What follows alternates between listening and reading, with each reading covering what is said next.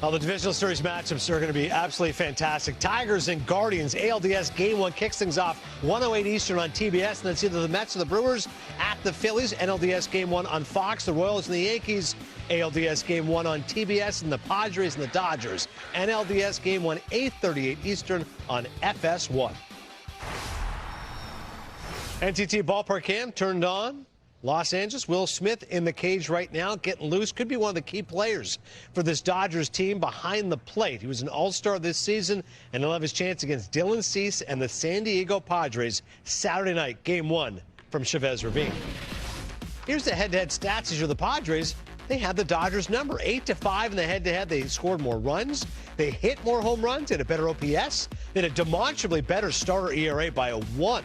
And the bullpen ERA fairly close. The Dodgers were a little bit better in that department. And that's why it's so odd to think about. This is a Dodgers team that had the best record in baseball. They spent $1 billion in the offseason. Yet for a lot of people, Peeve, it's the Padres who are the favorite. Well, I think you see why. When you look at them head-to-head, and I've been kind of saying this all year long, been laughed at early when you talk about how complete of a team. San Diego, lineup depth, superstars all within that. Nice starting bunch and the best bullpen in the league.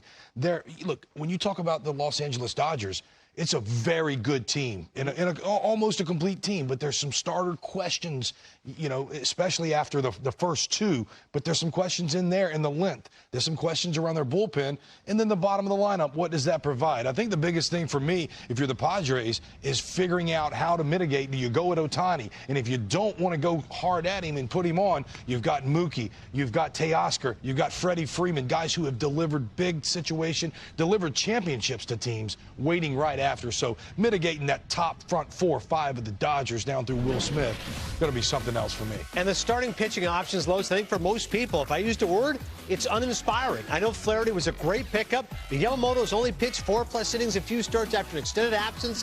Wheeler's a 2-time Tommy John who has not pitched well. And Landon Knack's 65 innings. I look at the list, I got a tough time, Lois, thinking to myself, maybe they beat the Padres. I don't see this team going deep. You? Yeah, it's going to be tough. I mean, starting pitching is so important. You want your starters to go as deep as possible, and then you go ahead and deploy your weapons in the bullpen, and if the bullpen is able to seal the deal, great. With the Dodgers, we can't say that. There's so many different questions around their rotation. For sure, you see 1 and 2, you could say they're on the lockdown, but Yamamoto concerns me, the fact that he hasn't been able to go past 5 innings, last times he's been out there. With the Padres, I feel like they just have the sum of all parts. Everyone is contributing, and yes, there's some stars, but remember at the beginning we were like, they're going to lose Soto. Are they going to get better? They got better. They got better, recently better. And now we can say became a team. That this, as a team, right, this entire situation with the Dodgers being so dominant for so long, I think it has come to an end. And the Padres are the real deal. So it's almost as saying, it's like, okay, we're going to dethrone this dictatorship. Enough is enough. Right. Yeah. No, it has been. The Dodgers have been the class of the NL West. Even when I was in there, when we were winning championships in San Francisco, we couldn't win the division. The Dodgers were doing that. But I think that it plays the short series helps the Dodgers. When you talk about their pitching woes and their starters, the short series, I think when you stretch them to a 7-game series and have to win 4 games and ask the bullpen to do what they're going to do because those starters don't pitch late, I think that's when it poses big-time problems for the Dodgers. Look, and we're going to go to this. I'm going to call for some sound in just a second on Manny Machado, but we talked about this. When these teams are so evenly matched, it is going to come down to who makes the best in-game adjustments. And me and Carlos were talking earlier, and I want you to get going on this. But listen to this Manny Machado sound, and then we'll try to walk you through what the players at bat to at bat are doing, right? Let's go to Manny Machado after the game last night, if we've got that sound. Mike Schilt told us that after you made the out in your first plate appearance, you're saying to guys, bring it back around to me, bring it back around to me. Walk us through that big hit. Yeah, man, I mean, he made a good pitch. He made 3 good pitches there. Got me that first time around. So I wanted it. I wanted the next at bat. The situation came up. 3 guys again, bases loaded. And I just wanted I wanted it back. I wanted to run it back, and I got a good pitch. He came back with the same pitch. I made an adjustment, and scored 2 there. And then Jackson came behind me, scored another 2. That was a huge inning for us. With Hickey starting it off there in that inning, and with 2 outs, doing it against, again, like I said, one of the best pitchers in the game. You give the best in the world a chance to run it back, and you just heard it there. He threw the same pitch, and I made an adjustment. Went back to the curveball. Manning was ready for it. That's what happens, Carlos. At bat to at bat, pitch to at pitch. There it is right there. This is the first at bat right here. That was the first pitch that he saw, and he saw the other one. Taking good swings, and then he blew him away. Deflating right there. Bases loaded. He wanted to come through. There's the breaking ball. Exactly as it was before, and Manny Machado doesn't miss. So who makes the adjustments at bat to at bat, pitch to pitch? And that's what pitching is. You heard Michael King talk about it. The game plan versus this guy was to look at him in and then react. It's not this big, deep game plan. It's we're reading you guys swing to swing, and you guys are trying to make adjustments as to what we're doing, right? I mean, ideally, it is like a chess match, right? You make your move, and then I make my move, and depending on what I did, then you go ahead and make yours.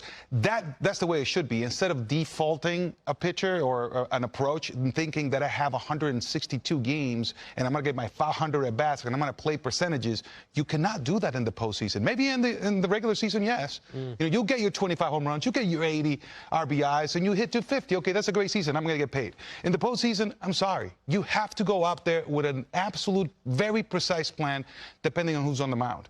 And seeing what you do. So for Machado, right there, he sees two curveballs, then he strikes out late on the fastball, comes up in a crucial situation. I'm going to sit off speed. And you know what? If he blows the fastball by me, so be it. But I'm going to be ready for the off speed. He got the curveball, he was all over it and laced it down the line. This is must-see TV, JP. Dodgers, Padres, but both have question marks in the rotation, starting with Los Angeles. What is their pitching plan as the division series begins?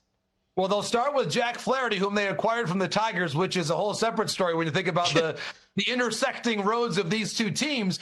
But Jack Flaherty, there is, I think, Adnan, of the two pitchers on your screen right now, Flaherty has more pressure. This is the stat of the postseason, and I'll keep saying it until it changes. The Dodgers have played 15 consecutive, 15 straight postseason games without any of their starting pitchers recording an out in the sixth inning. The sixth, not a one. That goes back to the 2021 division series with Max Scherzer on the mound. And Max, as you know, has pitched for two different teams since then. That's a long time. And so the Dodgers have to find a way at some point here to get length out of one of their starters, because that has not been the case for the last few years. And that is why they're still searching for that first World Series since 2020. 5 and dive, the motto right now for this Dodgers pitching staff. And San Diego facing rotation questions as well. I'm with you. They have more depth, but if you lose Musgrove, that does hurt. What's the latest on him? It's a bit of a day-to-day situation right now, and we would not see Musgrove pitch until probably Game 3 or even 4 of this division series. Reporting from Kevin Acee last night of the San Diego Union-Tribune was that initially it appeared as though Musgrove avoided the worst-case situation in terms of the elbow getting looked at. There is believed to be no ligament damage based on the initial information. I like overall the Padres rotation depth more than the Dodgers, but Adnan, that's why they play the games. That two-seamer of Michael King, by the way, was unbelievable. I could watch that all day. My last thought here for JP, Dodgers and Padres. You ask most experts here at MLB Network, and most of us are picking the Padres. Do they just have the Dodgers number, beat them in 2022, and this year it feels like they're the favorite? Does that feel that way to you? It does, honestly, and I believe the Padres find a way to win this series as well. And part of the reason is you go back to 2022 there with Grisham, now, of course, the Yankee, some big moments in that series. What I see with the Padres is lineup depth. Obviously, the top 3 of the Dodgers, you could even say the top 4, is one of the best of any team we've ever seen. So it would be unfair to say anything but that about the Dodgers' quality up top. But I do think 1 through 9, if you look at the second half of the Padre lineup, I like what they've done a little bit better. I think that they will be advantaged. We've seen it many times. The teams that advance through the wild card series, Adnan, since the last 2 years of the new format, 18 and 12 against the teams that had the byes. I think advantage Padres based on those numbers and the depth of their lineup as well. It's amazing to think about. You know, home field, meh, bye, meh. All these teams are undeterred by the odds. And it's amazing to think 75% chance we're going to have a World Series team in the Midwest. I mean, we were talking about potentially the Tigers, Royals, or Guardians. The center of the baseball world, my friend, it's right here. Baseball lives in the AL Central. JP, great stuff, my friend. We'll talk soon. Thanks, Adnan. All the best, you too. 2017年のメジャーリーグでドジャースの大吾翔平投手とヤンキースのアーロン・ジャッジ・ガダナチュは共に歴史に乗るシーズンを送りました。しかし、どちらがより印象的なシーズンを送ったのか、ミメディア CBS スポーツの記者マイク・アクシサー氏がその考えを示しています。彼が強く支持しているのは、大谷翔平のパワーとスピードの絶妙な組み合わせでした。アクシサ氏は、スターツツだけで見ると、ジャッジの方が優れたし、ズンだったと言えるかもしれません。しかし、タイゴの持つパワーとスピードのコンビネーションは、これまで先例がなく、私にとっては、タイゴの方が圧倒的に印象深いと述べています。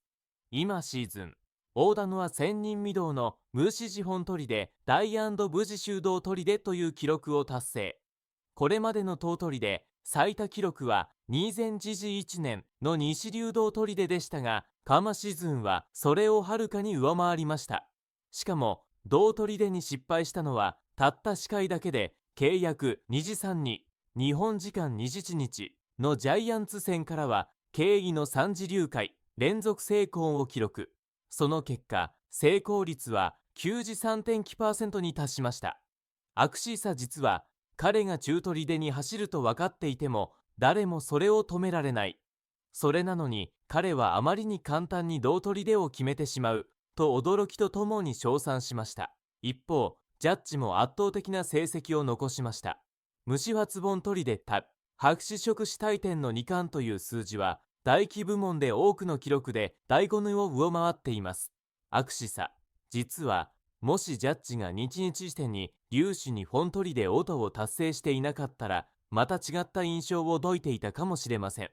ホームランの頻度という点では、2021年のジャッジは2022年よりも優れているかもしれませんが、私たちはすでに彼が同じような取りを過去に成し遂げているのを見ています。と指摘しました。その上で、アクシーサ、実はジャッジも大谷も素晴らしい選手です。今のメジャーリーグには信じられないほどの才能が集まっています。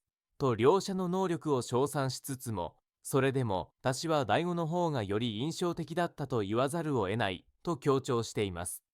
パワーとスピードという携帯の才能を視野に備えた動画を彼は特に高く評価しているのです。和語の得意能力は単にホームランを打つだけでなく、そのスピードを生かして遠取りでも圧倒的な存在感を放つところにあります。オラコのように境界されながらも同取りでを決め続ける選手は集めてしです。このシーズン、彼は走ると分かっていても止められない選手としての一面を見せつけました。それこそがジャッジにはない用語にの特別な才能であり、彼がより強く印象に残る理由なのでしょう。アクシーサ氏が語るように、大谷翔平は球界で秀優な存在です。パワーとスピードを兼ね備えた選手として、彼はこれからも多くのファンを魅了し、記録を打ち立てていくことでしょう。ジャッジもまた偉大な選手ですが、第5の佇さとその圧倒的な影響力は、今後も人々に強く印象を残すに違いありません。